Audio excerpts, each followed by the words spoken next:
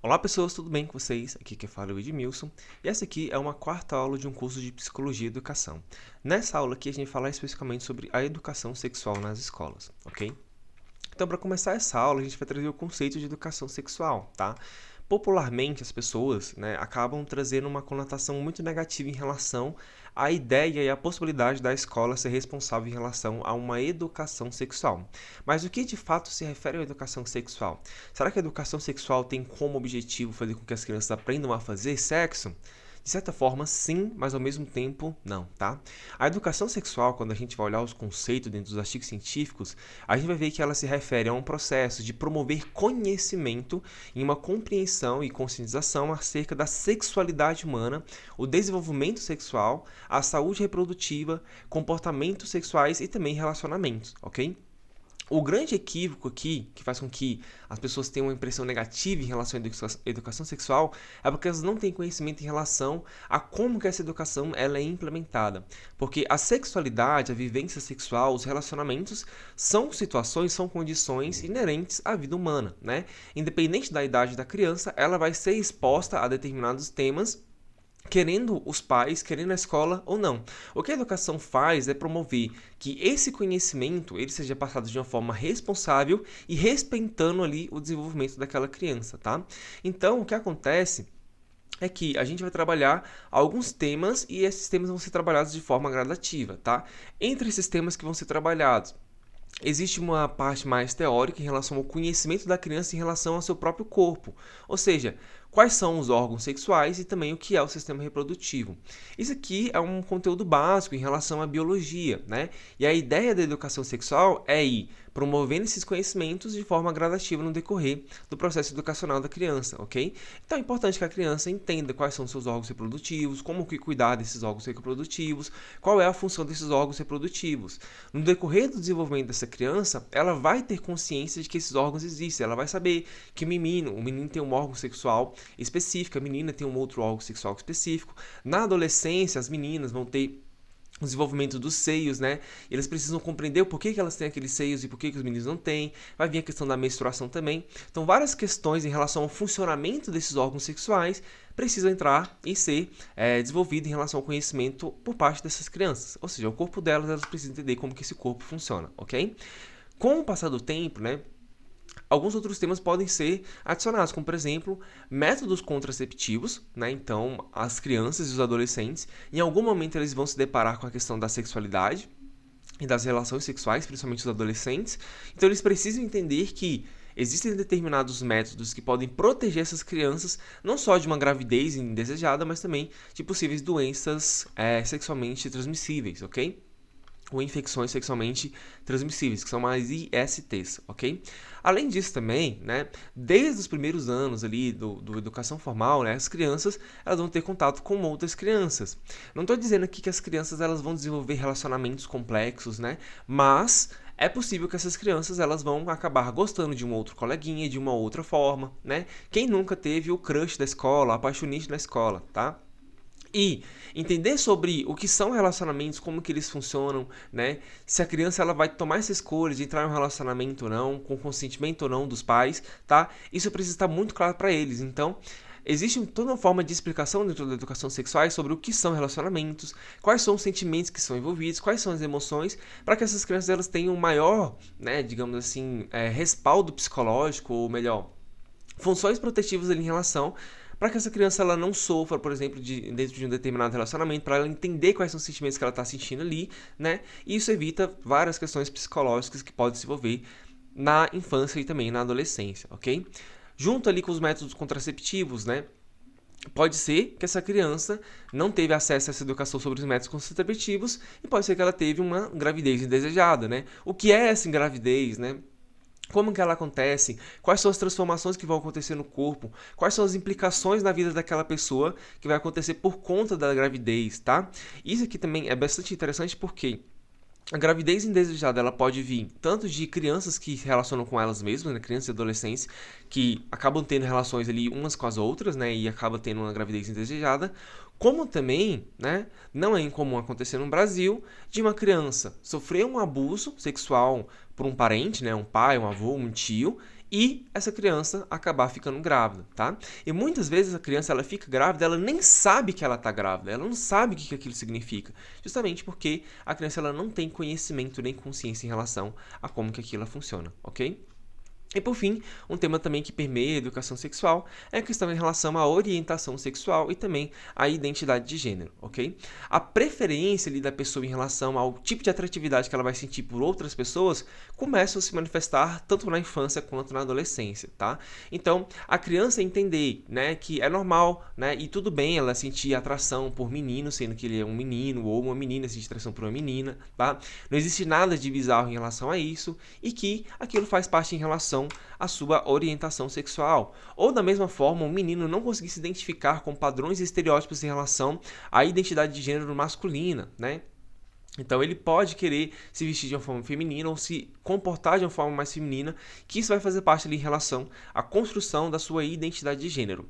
Note aqui que a principal ideia em relação à educação sexual é promover conhecimento, tá? Então a criança ela vai criar conscientização em relação a ideia de que existem diferentes orientações sexuais, que existem diferentes identidades de gêneros e que está tudo bem, né, uma criança se comportar, né, ou sentir atratividade, né, de uma forma ali que não seria, né, entre muitas aspas esperados como um comportamento normal, digamos assim, né, ou esperado dentro da sociedade. Ou seja, é uma normalização, né, e uma conscientização de que sim, pessoas gays, meninas lésbicas, pessoas trans, elas existem dentro da sociedade, elas podem ser você, elas podem ser um coleguinha que estuda junto com vocês, ou pode ser uma pessoa que você vai encontrar na rua, tá?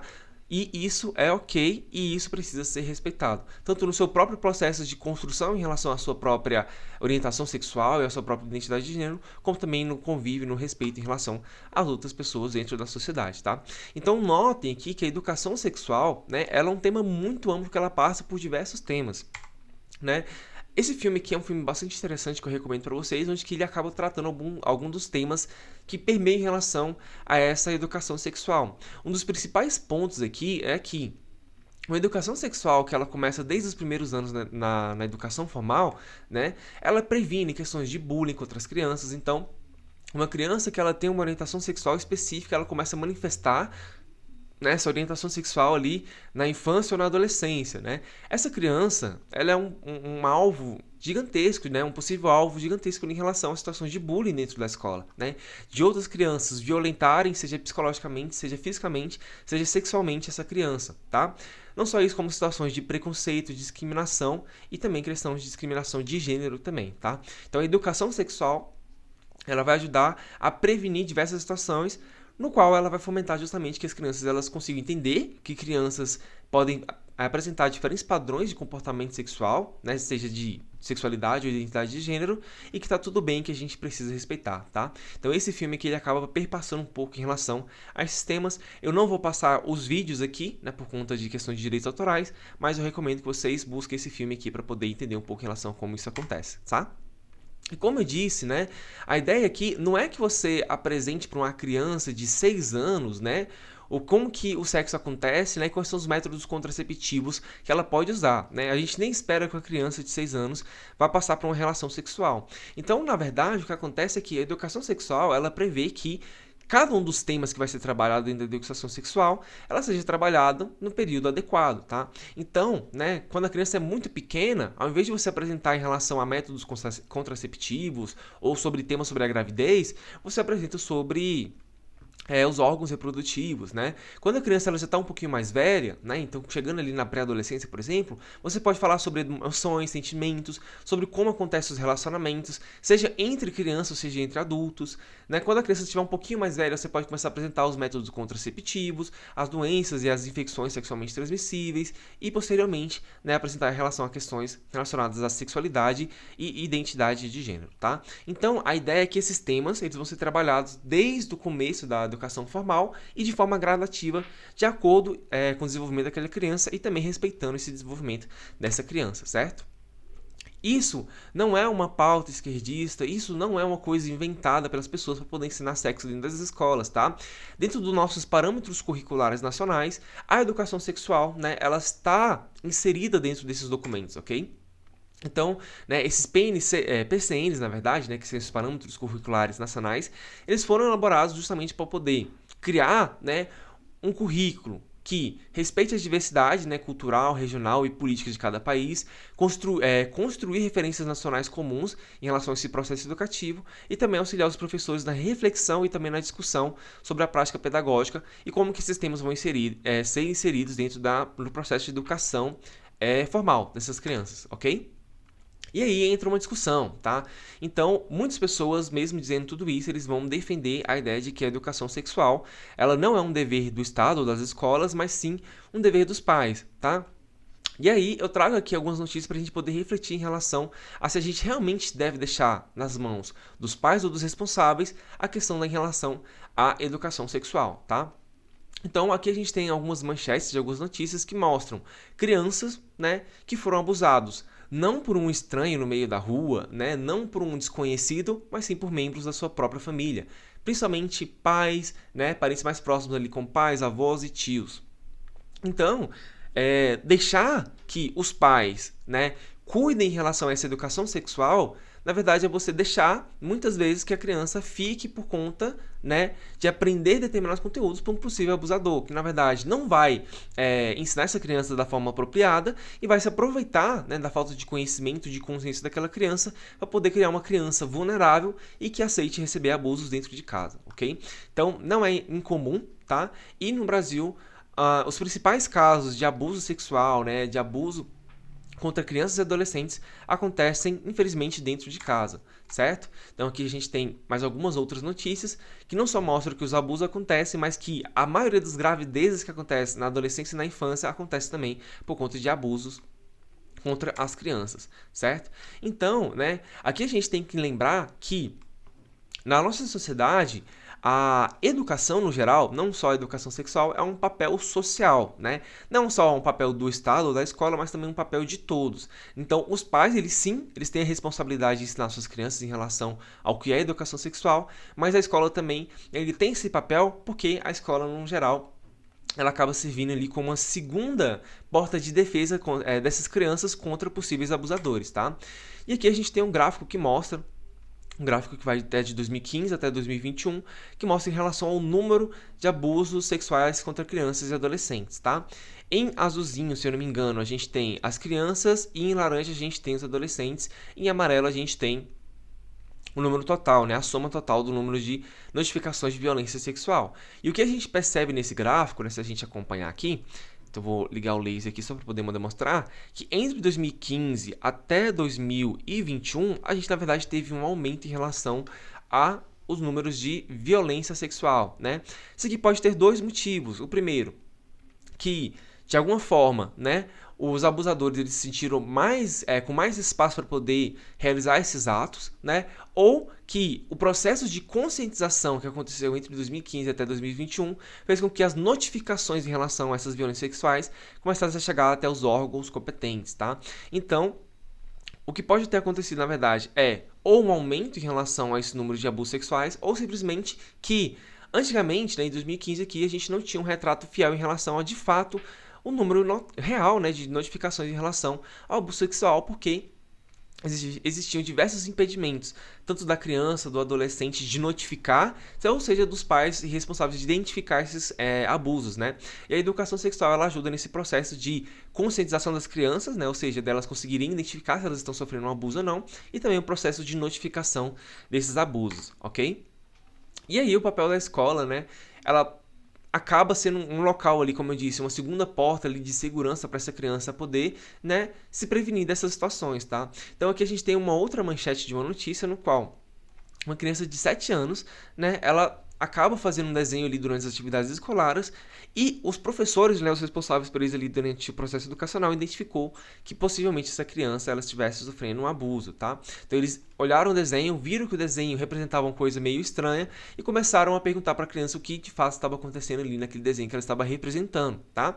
E o mais importante aqui, né, em relação a esses casos que não são incomuns no Brasil, é que as crianças, no geral, elas não sabiam que o que estava acontecendo ali era errado, né? E não sabia de forma como agir, né? Como relatar, como falar sobre isso com a mãe ou com algum outro parente ou até mesmo com os professores para poder lidar com aquela situação, tá? Então a educação sexual aqui, ela entra com um papel muito importante aqui de conscientização e criação de autonomia para essas crianças, para que caso elas sejam uma vítima de abuso, elas consigam notificar uma pessoa que possa ajudar e acolher essa criança nessa situação, certo? E aqui a gente tem algumas formas no qual essa educação sexual elas são implementadas aqui nas escolas no Brasil, tá? Então aqui a gente tem uma revista, na verdade um artigo, no qual foi relatado em relação a uma intervenção de educação sexual para os alunos do EJA, né, da educação para jovens e adultos, tá? Então esses adultos aqui, esses jovens adultos, eles estavam entre o sexto e o nono ano, né? Essa intervenção aqui foi feita mais ou menos com 80 alunos que estavam matriculados nesse EJA, e todos eles tinham acima de 15 anos de idade, tá? Então, essa educação, né, esse projeto de intervenção aqui voltado para a educação sexual, ele aconteceu em 3 encontros que foram separados, né?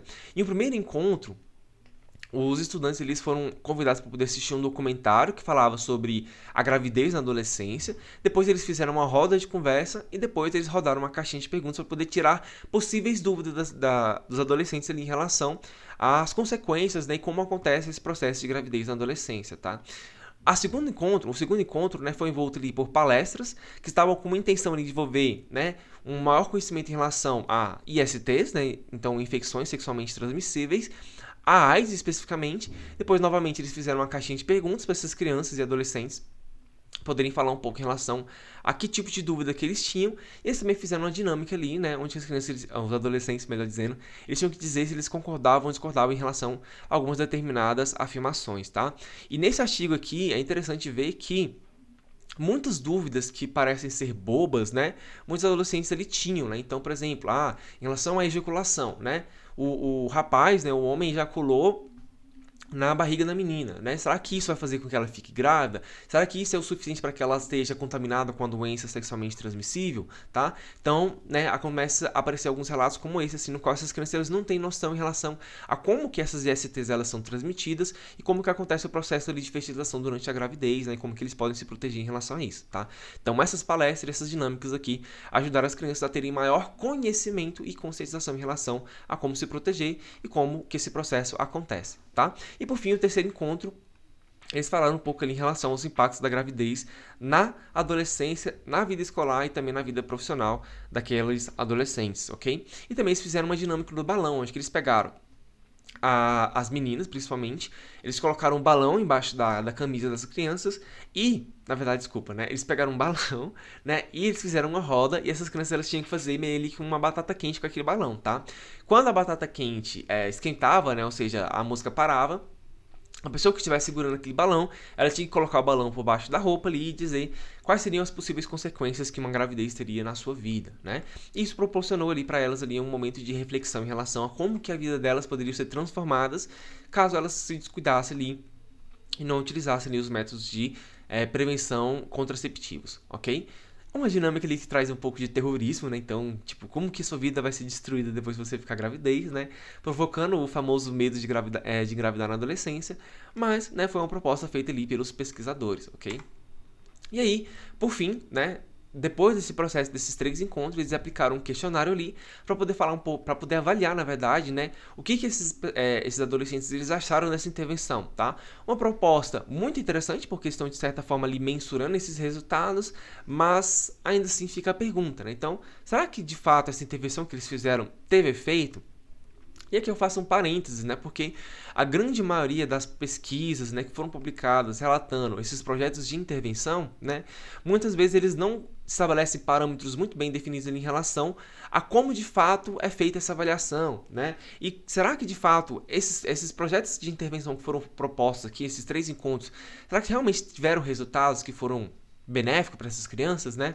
Então, essa avaliação aqui que foi feita a partir desse questionário, ela não consegue capturar de fato se a intervenção que foi feita, de fato, trouxe o nível de conhecimento e o nível de conscientização que provocou uma mudança comportamental, tá? Então, precisa ter um pouco mais de rigor em relação a como que isso é feito, como que isso é mensurado, para saber se de fato essas intervenções elas estão tendo efeito ou não, tá? Então aqui é só um disclaimer, né? Não estou criticando a proposta aqui dos pesquisadores, mas, né, uma forma aqui de conscientizar, né, pessoas que vão fazer pesquisa nessas áreas, de que precisa ter um rigor maior para poder, de fato, mostrar que essas intervenções elas estão sendo efetivas em relação a esse processo de educação sexual, tá? Uma outra intervenção que foi feita aqui que eu achei bastante interessante, essa aqui mais voltadas para crianças, tá? É uma intervenção chamada ali de semáforo do toque, tá? A proposta inicial dessa intervenção é que as crianças, né, elas vão ver um cartaz, no qual, nesse cartaz, como nessa figura aqui, vai demonstrar para essas crianças locais do corpo onde não pode tocar. Atenção, a criança ela tem que tomar cuidado, né, se alguém estiver tocando nessa parte do corpo, ou que tá ok outras pessoas tocarem, tá? Então, note aqui que é basicamente uma intervenção simples para essas crianças poderem entender, né, que se um adulto tocar na parte íntima dela, né, não é legal, ok? Mesmo que seja um pai, mesmo que seja a mãe, né, se a criança for tocada naquela região, né, ela precisa dizer para aquele adulto que ela não pode ser tocada naquela região, né, e que isso deixa ela desconfortável. Essa intervenção aqui do semáforo do toque foi adaptada aqui, né, por essa moça aqui no TikTok, que eu vi o vídeo dela, decidi trazer aqui, que é um vídeo muito legal, vou deixar o link aqui na descrição, onde ela adaptou, né, essa dinâmica do semáforo do toque aqui no formato de jaleco, tá? Então ela veste esse jaleco, e esse jaleco aqui tem várias bolinhas nos locais onde ela pode ou não pode ser tocada, né? E aí, essa intervenção é bem legal, porque a criança, ela veste esse jaleco, e ela tem a consciência ali no próprio corpo quais são os locais onde ela pode ser tocada ou não pode ser tocada, tá? Então, eu vou deixar o link do vídeo aqui, que é uma proposta bem legal em relação a essa intervenção na descrição, para que vocês apoiem o trabalho aqui. Não sei se aqui é uma professora ou se é uma psicóloga, mas o projeto de intervenção dela foi bem interessante também, tá? E tem vários artigos falando aqui em relação a como que esse semáforo do toque aqui é benéfico para as crianças, porque muitas vezes as crianças, elas pensam, por exemplo, que o pai pode tocar nas partes íntimas delas, porque essa pessoa é o pai dela. Nem sempre. Tá?